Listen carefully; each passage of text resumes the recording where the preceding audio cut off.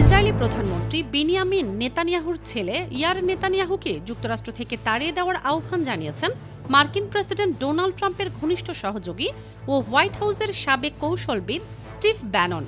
Bannon চান ইয়ারকে Iran যুদ্ধে সম্মুখ সমরে পাঠানো হোক। সংবাদ মাধ্যম আরটি ইন্টারন্যাশনালের এক্সে স্টিভ ব্যাননের একটি ভিডিও শেয়ার করা হয়। সেখানে তিনি এই কথা বলেন।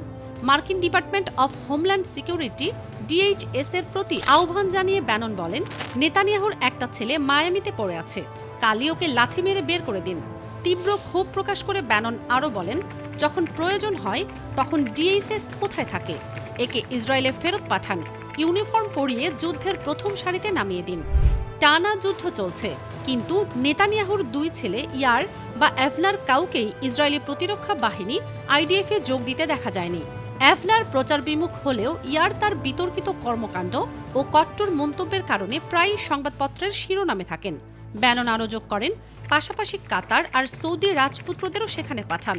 লন্ডনের ক্যাসিনো আর যৌনপল্লীগুলো থেকে ওদের বের করে এনে উপসাগরীয় অঞ্চলে ফেরত পাঠান। এর আগে নিজের ওয়্যার রুম পডকাস্টে কথা বলার সময় হোয়াইট হাউসের এই সাবেক কৌশলবিদ বলেন, যে কোনো স্থল অভিযানের ফার্স্ট ওয়েভ বা প্রথম ঢেউয়ে উপসাগরীয় অঞ্চলের অভিজাতদের এবং তাদের সন্তানদের থাকা উচিত। ব্যানন বলেন, হয়তো আমরা ওই রাজপুত্রদের 2-3 জনকে ইউনিফর্ম পরা অবস্থায় দেখতে পারি। স্পেশাল ফোর্সে কি তাদের কোনো সন্তান আছে? চলুন ওই রাজ পরিবারগুলোর দিকে তাকাই, দেখি তারা কতটা বড় বড় কথা বলছে। ওয়াশিংটনের অন্যান্য মিত্রদের উপরও আক্রমণ চালিয়ে ব্যানন অভিযোগ করেন, তারা যুক্তরাষ্ট্রকে শোষণ করছে। তিনি বলেন, ইসরায়েলিরা আমাদের সঙ্গে গেম খেলছে, আরবরা আমাদের সঙ্গে গেম খেলছে, ইউরোপীয়রাও গেম খেলছে, আর আমরা কি করছি? আমরা সৈন্য পাঠাচ্ছি। ঠিক আছে, সামরিক অভিযানে বিজয় নিশ্চিত করার জন্য প্রেসিডেন্ট ট্রাম্পের বিকল্প এবং আলোচনার পথ খোলা থাকা প্রয়োজন। এদিকে ট্রাম্পের ছোট ছেলে ব্যারন ট্রাম্পকেও সেনাবাহিনীতে নিয়োগের দাবি উঠেছে। এ নিয়ে draftbarontrump.com নামে একটি ব্যঙ্গাত্মক ওয়েবসাইট খোলা হয়েছে। সেখানে ট্রাম্প পরিবারের ভুয়া উদ্ধৃতি ব্যবহার করে 19 বছর বয়সী ব্যারন ট্রাম্পের সাহসিকতার প্রশংসা করা হয়েছে এবং তাকে ইরানের বিরুদ্ধে যুদ্ধে পাঠানোর দাবি তোলা হয়েছে।